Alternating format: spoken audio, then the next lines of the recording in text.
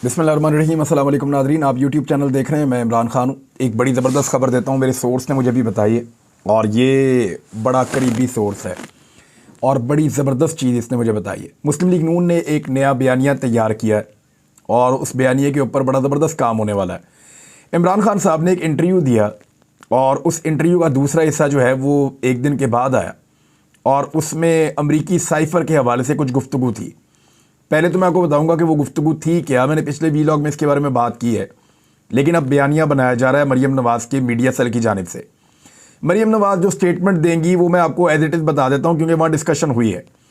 उसमें जो जुमले हैं लगभग इससे मिलते जुलते होंगे कि अमरीकी साजिश का कुछ जाली बयानिया घड़ने वाला अब अमरीका के पाँव पड़ रहा है या अमरीका की मिन्नतें कर रहा है कि मुझे इक़्तिदार वापस दिला दो। इस किस्म का बयानिया जो है वो मरीम नवाज़ को बना कर दिया गया है। ये जुमले आप याद रखिएगा, इससे मिलते जुलते जुमले आपको मरीम नवाज़ से सुनने को मिलेंगे। कोई लफ्ज़ आगे पीछे हो सकते हैं, लेकिन ये बाकायदा मीटिंग के अंदर बैठ के मरीम नवाज़ को याद करवाया गया कि ये वाला बयानिया अब हमने लेकर चलना है। और बहुत सारे जो दानिश्वर हैं, भिखारी दानिश्वर, उन्होंने और बहुत सारे दीगर लोगों ने जो PMLN के करीबी सहाफ़ी हैं, उन्होंने भी ये बयानिया जो है वो इसको फैलाया सोशल मीडिया पे। एक्चुअली इमरान खान ने कहा क्या, सवाल क्या था, उसका जवाब क्या था, मैं आपको बता देता हूँ। इमरान खान साहब से जब सवाल किया गया अमरीकी साजिश के हवाले से, तो इमरान खान साहब ने उसका जवाब ये दिया, ये जो कुछ भी हुआ, मेरा मतलब है अब चीज़ें सामने आ रही हैं, ये अमरीका नहीं था। यानी इब्तदाई तौर पर अमरीका की जानिब से मुझे हटाने का मुतालबा नहीं किया गया था, बल्कि जो शवाहिद अब सामने आ रहे हैं उनकी रोशनी में बदकिस्मती से जनरल बाजवा था, जिसने किसी भी तरह अमरीकियों को ये यकीन दिलाया कि मैं अमरीका का मुखालिफ हूँ। अच्छा, ये इमरान खान साहब ने अंग्रेज़ी में इंटरव्यू दिया है और इसका मैं उर्दू में आपको ट्रांसलेशन बता रहा हूँ। ज़रा एक दफ़ा आप और सुन लें। इसी हिस्से के ऊपर वो सारा जोर दे रहे हैं कि इमरान खान ने यू टर्न ले लिया कि ये अमरीकी साजिश नहीं है। ये जो कुछ भी हुआ, मेरा मतलब है अब चीज़ें सामने आ रही हैं, ये अमेरिका नहीं था। यानी इब्तदाई तौर पे अमेरिका की जानिब से मुझे हटाने का मुतालबा नहीं किया गया था, बल्कि जो शवाहिद सामने आ रहे हैं उनकी रोशनी में बदकिस्मती से जनरल बाजवा था, जिसने किसी भी तरह अमरीकियों को ये यकीन दिलाया कि मैं अमरीका मुखालिफ हूँ। ये अल्फाज थोड़े ऊपर नीचे हो सकते हैं क्योंकि वो अंग्रेज़ी में बात की है और यहाँ मैं इसको उर्दू में ट्रांसलेट कर रहा हूँ। ये यानी रिजीम चेंज, यानी इमरान खान साहब ने दिस का लफ्ज़ यूज़ किया, आगे उन्होंने वो नहीं बताया कि वो किस चीज़ के बारे में बात कर रहे हैं, तो उससे हम ये अखज़ करेंगे रजीम चेंज के बारे में बात कर रहे हैं। ये आने वाले शवाहिद की रोशनी में वहाँ से इंपोर्ट नहीं हुआ था। वहाँ से इंपोर्ट का मतलब है अमेरिका से पाकिस्तान में नहीं लाया गया था, बल्कि ये पहले यहाँ से वहाँ एक्सपोर्ट हुआ था। यानी इमरान खान साहब जो बात बताना चाह रहे हैं वो बताना चाह रहे हैं, ये जो रिजीम चेंज ऑपरेशन वाला पूरा कॉन्सेप्ट है, ये डायरेक्टली अमेरिका से पाकिस्तान नहीं भिजवाया गया, बल्कि ये पहले पाकिस्तान से अमेरिका भिजवाया गया। और इमरान खान साहब ने और कहा और वो कुछ कहना चाहते थे, लेकिन यहां पे उनको सहाफ़ी ने रोक दिया। अब मैंने रब्ता किया उन लोगों से, मैंने कहा जी इमरान खान साहब एक्चुअली क्या कहना चाहते थे। उन्होंने कहा जी वो बात तो उन्होंने अगले सवाल के जवाब में कह दी है। मामला ये है कि ये आइडिया यहां से वहां एक्सपोर्ट किया गया, जनरल बाजवा ने किया, और वहां से फिर यहां इंपोर्ट किया गया कि जनाब अब ये साइफर आ गया है, लिहाजा इमरान खान साहब को हटा दिया जाए। तो अमेरिकन मुदाखलत पे आगे इमरान खान साहब ने बात की है, जिसको सारे छुपा रहे हैं और इसके बारे में बात नहीं कर रहे। सवाल जो बात काट कर एंकर ने किया और इमरान खान साहब को बात मुकम्मल नहीं करने दी, उसने कहा क्या आप अभी भी इस बात पर यकीन रखते हैं कि आपको ऑफिस यानी PM ऑफिस से निकलवाने में अमेरिका ने किरदार अदा किया? तो इमरान खान साहब ने कहा well, cipher is a reality, कि साइफर एक हकीकत है। वो एक ऑफिशियल मीटिंग थी जिसके मिनट्स दोनों अतराफ पर रिकॉर्ड पर लाए गए। यानी एक ऑफिशियल मीटिंग हो रही थी, ये उसका हिस्सा था साइफर, और इसके मिनट दोनों अतराफ यानी अमेरिका और पाकिस्तान दोनों तरफ ये रिकॉर्ड पर लाए गए। अमरीकी under secretary of the state for south Asia Donald लू और पाकिस्तानी सफ़ीर दोनों के दरमियान ये मीटिंग थी। फिर इमरान खान साहब ने कहा और ये कौमी सलामती कौंसल और काबीना के सामने रखे गए ये वाले मिनट्स, यानी जो साइफर है इसके मिनट्स कौमी सलामती कौंसल और काबीना के सामने रखे गए पाकिस्तान में। इस सब के बावजूद ये अब माजी का हिस्सा है, हमें आगे बढ़ना होगा। अमेरिका के साथ अच्छे ताल्लुकात पाकिस्तान के मफाद में हैं और हम ऐसा ही चाहते हैं। देखिए, ये बात तो इमरान खान साहब पहले दिन से कह रहे हैं कि हम दोस्ती सबके साथ करना चाहते हैं, लेकिन गुलामी किसी की नहीं करना चाहते। हम आगे बढ़ने के लिए तैयार हैं, लेकिन गुलाम बनने के लिए तैयार नहीं है। वो बार बार ये बात करते रहे हैं, आज भी ये बात कर रहे हैं। उन्होंने कभी नहीं कहा कि मैं अमेरिका से एक जंग करने जा रहा हूं। उन्होंने कभी नहीं कहा कि मैं अमेरिका के साथ एक लड़ाई करूंगा। उन्होंने कहा मैं अमेरिका से ताल्लुकात रखूंगा, अच्छे ताल्लुकात रखूंगा, लेकिन गुलामी के ताल्लुकात नहीं रखूंगा, खुददारी के ताल्लुकात रखूंगा, अपने कौम का मफाद आगे रखूंगा और अमरीकी मफाद जो है वो उसके बाद रखूंगा। ये इमरान खान साहब हमेशा से कहते हैं और यही ठीक बात है। और इसी इंटरव्यू में इमरान खान साहब ने बाकी बातें भी की हैं कि भाई हमारे मामले के अंदर जो है वो हमें हमारी अखलाकियात को उस तरह का ना बनाया जाए ना। हमारे यहाँ पे ज़्यादातर लोग गरीब हैं और हमारे मामलात भी और तरह के हैं। 22 करोड़ की आबादी है पाकिस्तान की। इमरान खान साहब ने ये सारे मसाइल इसी इंटरव्यू के अंदर बताए हैं।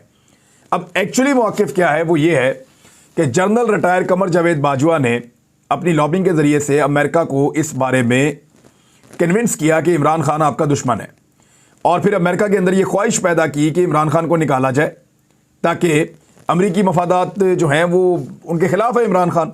तो उसके बाद अमेरिका से साइफर आ गया और उस साइफर की बुनियाद के ऊपर पाकिस्तान में रिजीम चेंज ऑपरेशन लॉन्च किया गया और उस ऑपरेशन के नताइज आपके सामने हैं।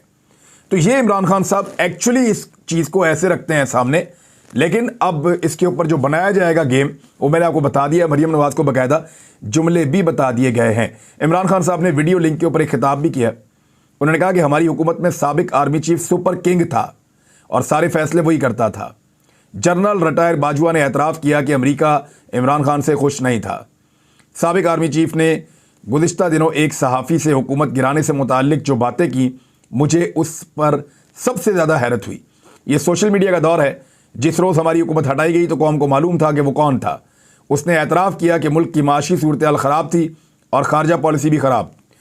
अमेरिका इमरान खान से शदीद नाराज़ था। जनरल बाजवा के पास जो पावर थी वो सुपर किंग था और सारे फैसले करता था। जब एक आदमी के पास इतनी ताकत आ जाए तो ख़राबियाँ पैदा होती हैं। मुल्क की हकीकी आज़ादी के लिए हम सबको तैयार रहना होगा। जो नौजवान मुल्क से जाने का सोच रहे हैं, ये कोई हल नहीं है। जंजीरें गिरती नहीं हैं बल्कि तोड़नी पड़ती हैं। कौम और पार्टी जेल भरो तहरीक की तैयारी करे। जल्द तारीख का ऐलान करूंगा, ये इमरान खान साहब ने कहा। उन्होंने कहा कि इलेक्शन कमीशन तमाम फैसले नवाज शरीफ से पूछ कर करता है। वैसे दिखाई तो ऐसे ही दे रहा है, लगता भी ऐसे ही है। अभी इलेक्शन कमीशन के अंदर कुछ पेपर्स आए थे और कुछ चीज़ें आई थी और वो हमारे हाथ लगी हैं। मैं उनको भी स्टडी कर रहा हूँ और मैं हैरान हो गया हूँ कि ये वो सारी चीज़ें हैं जो राइवंड से निकलती हैं और इलेक्शन कमीशन तक पहुँच जाती हैं। बहुत अजीब बात है। और इंस्ट्रक्शन कैसे जाती है, अगला बंदा कौन होगा। जो मेरा सोर्स है उसने मुझे बहुत अजीब चीज़ें बताई हैं इलेक्शन कमीशन के बारे में। यानी कुछ शक रह गया था तो वो भी पूरा हो गया है। इमरान खान ने कहा कि जेल भरो तहरीक की तैयारी जारी है। चंद रोज़ में ऐलान करूंगा। इलेक्शन कमीशन तमाम फैसले नवाज शरीफ से पूछ कर करता है। कौम तैयारी कर ले, ये दोबारा अदलिया पर दबाव डालेंगे। 90 रोज़ में इलेक्शन ना हुए तो आइन की खिलाफ वर्जी हो जाएगी और आर्टिकल 6 लगेगा। 90 रोज़ के बाद निगरान हुकूमतें गैर आइनी हो जाएंगी। ये जितनी देर बैठे रहेंगे मुल्क को नुकसान होगा। मुझे नाअहल करवाने को ये लेवल प्लेइंग फील्ड करार दे रहे हैं। 75 साल में हालात कभी ऐसे ना थे जो अब हैं। अच्छा, मरीम नवाज साहिबा ने एक बयान जारी किया है। अभी तो एक वो बयान आज जारी करेंगी ना, वो आपको पता चलेगा। अमेरिका के हवाले से लेकर, इमरान खान के हवाले से लेकर। मैंने आपको बताया कि जिस अमेरिका के ऊपर पहले साजिश का इल्ज़ाम लगाते थे कि अमेरिका ने साजिश के जरिए से निकाल दिया, मरीम नवाज ये कहेंगी कि अब उसी के जो है वो मिन्नत की जा रही है या उसके पाँव पड़ रहे हैं कि हमें हुकूमत में वापस लेके। इस किस्म का एक बयानिया मरीम नवाज को बनाकर दिया गया है, क्योंकि नवाज शरीफ को भी बेचारे को बनाकर देते थे चीज़ें तो वो बोलते थे, मरीम नवाज को भी बनाकर देते हैं तो वो बोलती हैं। पता नहीं अपने दिमाग से ये लोग कब काम लेंगे। बहरहाल, और दिमाग से अगर काम लेते तो अपनी पार्टी का ये हाल करते, बेड़ा गर्क करके रख दिया अच्छी खासी पार्टी का। और इनकी पार्टी के अपने लोग भी अब बदवाएँ देते हैं। मरीम नवाज ने कहा कि अफसोस है हुकूमत ने नवाज शरीफ की सज़ाओं के खात्मे के लिए कोई काम नहीं किया। भाई वो NRO अपना तो ले रहे हैं सारे, और नवाज शरीफ के तो बहुत सारे केसेस NRO 2 की नज़र हो गए हैं। यानी नैब कवानीन के अंदर जो तरामीम आई हैं, शरीफ ख़ानदान के तमाम अफराद को उससे फ़ायदा पहुंचा है। जरदारी ख़ानदान को भी उससे फ़ायदा पहुंचा है। पाकिस्तान के जितने बड़े पॉलिटिशियंस हैं, जितने बड़े जिन लोगों के ऊपर करप्शन के इल्ज़ामात थे, उन सबको नैब के कवानीन में तब्दीली का फ़ायदा पहुंचा है। नवाज शरीफ साहब को भी पहुंचा है अपने बहुत सारे केसेस में। लेकिन जिस केस में नवाज शरीफ साहब को सज़ा हो चुकी है, अब उसमें अल अज़ीज़िया और दीगर केसेस में माफ़ करवाना चाहते हैं। लेकिन वो तो अदालत से होगी, और अदालत से माफ़ करवाने के लिए आपको वकला को अदालत में भेजना पड़ेगा। लेकिन वकला जब अदालत में जाएंगे तो अदालत कहेगी कि बंदा मफरूर है, बंदा पहले पाकिस्तान आए और पाकिस्तान आकर अपने आप को कानून के सामने सरेंडर करे और दोबारा जेल में जाए। जब वो जेल में जाएगा तो फिर हम उसका फैसला करेंगे और कानून और इंसाफ के मुताबिक करेंगे। नवाज शरीफ साहब अब जेल जाना नहीं चाहते, सिचुएशन ये है। बहरहाल मरीम नवाज ने कहा कि मुस्लिम लीग नून की हुकूमत अपने 10 माह में नवाज शरीफ को गैर कानूनी और गैर आईनी तरीके से दी गई सज़ाओं के खिलाफ कोई ऐसा कदम नहीं उठा सकी जिससे नवाज शरीफ पाकिस्तान की सियासत में वापस आ सकें। मरीम नवाज अब ये गिला कर रही हैं कि शहबाज शरीफ को अपने केसेस ख़त्म करवाने की बजाय या बाकी लोगों के केसेस ख़त्म करवाने की बजाय फौरी तौर पे नवाज शरीफ के केसेस ख़त्म करवाने चाहिए। लेकिन नवाज शरीफ तो सज़ा याफ्ता है। जब अदालत से आपको सज़ा हो जाए तो आपको माफ़ी कैसे मिलेगी? वो एक ही तरीका है कि आप अदालत में अपील में जाएं।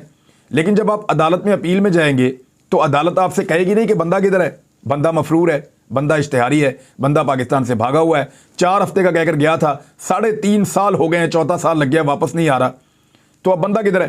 तो फिर बंदे को वापस बुलाना पड़ेगा। बंदा वापस आकर कहाँ जाएगा? बंदा वापस आकर जेल जाएगा। कानूनी तौर पे तो यही होना चाहिए। जब वो जेल जाएगा वापस आकर, अब तो पंजाब में मोहसिन नकवी की हुकूमत है तो जेल भी घर ही होगी, तो बंदा वापस आकर जेल जाएगा और फिर दोबारा केस चलेगा। तो क्या 10 दिन में फैसला हो जाएगा या 20 दिन में फैसला हो जाएगा? सवाल ही पैदा नहीं होता। यहाँ पे बहुत टाइम लगता है, रोज़ाना की बुनियाद पर सुनवाई नहीं हो सकती और नवाज शरीफ साहब को फिर जेल में रहना पड़ेगा। अब मरीम नवाज चाहती हैं कोई ऐसा सलूशन निकाला जाए, कोई ऐसा सिस्टम बनाया जाए कि बस झटपट सारा कुछ हो जाए और नवाज शरीफ साहब जो हैं वो इलेक्शन लड़ने के लिए अहल भी हो जाएं, उनकी सज़ाएं भी ख़त्म हो जाएं। इस्लामाबाद में सहाफ़ियों के साथ गुफ्तगू कर रही थी, उन्होंने कहा मुझे इस बात का अफसोस है कि नवाज शरीफ की जमात हुकूमत में है और ये भी जानते हैं कि नवाज शरीफ को दी गई सज़ाएँ मफरूज़ों पर मबनी थी। इस हवाले से इस्लामाबाद हाई कोर्ट के फैसले में जो कुछ कहा गया है वो आंखें खोल रहा है। नवाज शरीफ और मेरे ऊपर मुकदमात बनाने वालों ने कभी सोचा भी नहीं था कि ये इल्ज़ामात जब खुली अदालत में सुने जाएंगे तो उनको शर्मिंदगी होगी। और अरशद मलिक समेत और वो सारी पुरानी बातें जो वो कर रही हैं, हालांकि अरशद मलिक को जो है वो किस तरीके से रिश्वत देने के लिए मदीना मुनव्वरा में बुलवाकर इनके भाई ने कोशिश की और मुकद्दस सरजमीन के ऊपर भी बंदा ख़रीदने की कोशिश की, जिसके बारे में वो जो जज साहब हैं मरहूम वो सारा कुछ बता कर गए। लेकिन उसके बावजूद जो है वो कोई भी चीज़ मरीम नवाज साहबा मानने के लिए तैयार नहीं है। वो चाहती हैं नवाज शरीफ साहब का मुकदमा ख़त्म हो जाए और इमरान खान साहब नाअहल हो जाएं और नवाज शरीफ साहब इलेक्शन लड़ने के लिए अहल हो जाएं। इसके रद्द-ए-अमल फवाद चौधरी साहब ने एक बात की। उन्होंने कहा कि हम नवाज शरीफ की नाअहली कैसे ख़त्म कर सकते हैं? नवाज शरीफ आएँ, इलेक्शन लड़ें, कोई एतराज़ नहीं है। मौजूदा हुकूमत पर सख्त तनकीद करते हुए फवाद चौधरी ने कहा कि अहमद डोगल को पहले गिरफ्तार किया और अब साबिक वज़ीर ख़जाना को गिरफ्तार करने जा रहे हैं। शौकत तरीन बीमार है और गुज़िश्ता 1 महीने से बैरून मुल्क है। शौकत तरीन साहब गल्फ़ में हैं और उनसे बात भी हुई है मेरे एक दोस्त की, और वो कह रहे हैं वो बिल्कुल वो बीमार हैं, अपना इलाज वहाँ पे करवा रहे हैं, लेकिन वो गिरफ्तारी वाली जो खबर आई थी वो गलत है। राणा सनाउल्लाह समझते हैं कि लाठी गोली की सरकार चला लेंगे, आइन और कानून को ये समझते कुछ नहीं है। उन्होंने मुल्क को तबाह कर दिया है और अपनी सियासत ही ख़त्म कर दी है। ये लोग बाज़ार में बैठकर खाना खाने के भी काबिल नहीं हैं। वैसे हालात तो ऐसे हैं कि अब PMLN की मकबूलियत लगातार गिरती जा रही है, जितनी ये महंगाई बढ़ा रहे हैं, जितना लोगों के लिए मुश्किलात पैदा कर रहे हैं, और अब तो खुलकर कहना शुरू हो गए हैं।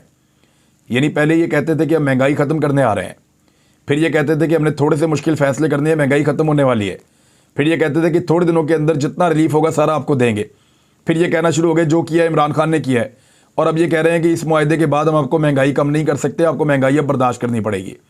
तो ये जो सफ़र किया है इन्होंने, एक्चुअली ये पाकिस्तानी कौम सफ़र कर रही है अंग्रेज़ी वाला, यानी जिसको बर्दाश्त करना, मुसीबतें बर्दाश्त करना। पाकिस्तानी कौम जो है वो बहुत मुश्किल में पड़ गई है रिजीम चेंज ऑपरेशन के बाद से लेकर अब तक। आज हम एनालिसिस कर रहे थे बैठे हुए कुछ दोस्त कि सबसे ज़्यादा रिजीम चेंज ऑपरेशन के बुरे असरात किस पर पड़े, तो नंबर 1 तो पाकिस्तानी कौम है, उसके ऊपर ही सबसे बुरे असरात पड़े। नंबर 2 पाकिस्तान की एस्टेब्लिशमेंट है जिसकी क्रेडिबिलिटी बिल्कुल ही ख़त्म हो गई और पाकिस्तान की आवाम को उनसे बड़े सख्त गिले और शिकवे हो गए। नंबर 3 पे ये PDM की जमातें हैं, ख़ासतौर पे PMLN जिनको बहुत मार पड़ी है, और फिर MQM जिनको बहुत मार पड़ी है, और वो पब्लिक के अंदर इलेक्शन लड़ने के काबिल नहीं रहे। दूसरी जानिब राणा सनाउल्लाह साहब ने शौकत तरीन साहब की गिरफ्तारी के बारे में कह दिया कि बिल्कुल वो होनी चाहिए और वो गिरफ्तारी के लिए हमने इजाज़त दे दी है, और साथ ही उन्होंने कहा कि इमरान खान सियासी दहशतगर्द का रूप धार चुके हैं। वैसे दहशत तो इमरान खान साहब से आ रही है इनको, ये तो बात ठीक है, वाकई इन पॉलिटिकल लोगों के लिए एक सियासी दहशतगर्द अगर कोई है तो वो इमरान खान है। वो इमरान खान तो दूर की बात है, उनकी पार्टी की सेकंड थर्ड लीडरशिप जो निकलती है बाहर, तो वहाँ पे हज़ारों की तादाद में बहुत बड़े बड़े मजमे इकट्ठे हो जाते हैं। आपने अभी मुराद सईद को देखा कि मुराद सईद का ही ये मुकाबला नहीं कर पा रहे। मरीम नवाज़ जाएं और जाकर मालाकंड में जितने लोग मुराद सईद को लेने आए थे सिर्फ बगैर बुलाए हुए, जितने लोग उनके साथ कागजात नामजदगी जमा करवाने के लिए गए हैं बगैर बुलाए हुए, उतने लोगों का मरीम नवाज़ मालाकंड में एक जलसा ही करके दिखा दें, जलसा करके दिखा दें। उनके अपने जो सूबाई सदर हैं उनका ताल्लुक भी मालाकंड से है, अमीर मुकाम साहब, तो करके दिखा दें। इस वक्त लोग नहीं आएंगे, इस वक्त लोग बात मानने को तैयार नहीं हैं, क्योंकि जो मुश्किल के अंदर लोगों के साथ खड़ा रहा, लोग उसके साथ अब खड़े रहेंगे। और दूसरा, रजीम चेंज ऑपरेशन के असरात लोगों को बहुत परेशान कर रहे हैं। आखिरी खबर यह है कि पीएमएलए ना पूरी तरह से नौजवानों को टारगेट करने जा रही है। उन्होंने बड़ी कोशिश की है, उनको यह आइडिया हो गया कि नौजवान पाकिस्तान तहरीक-ए-इंसाफ की तरफ जा रहे हैं तो उनको काबू किया जाए। उसके लिए वो यूनिवर्सिटीज़ में, कॉलेजेस में, हर जगह पे अब पैसा वैसा भी काफ़ी खर्च करेंगे और मेंबर साजी करने की कोशिश करेंगे।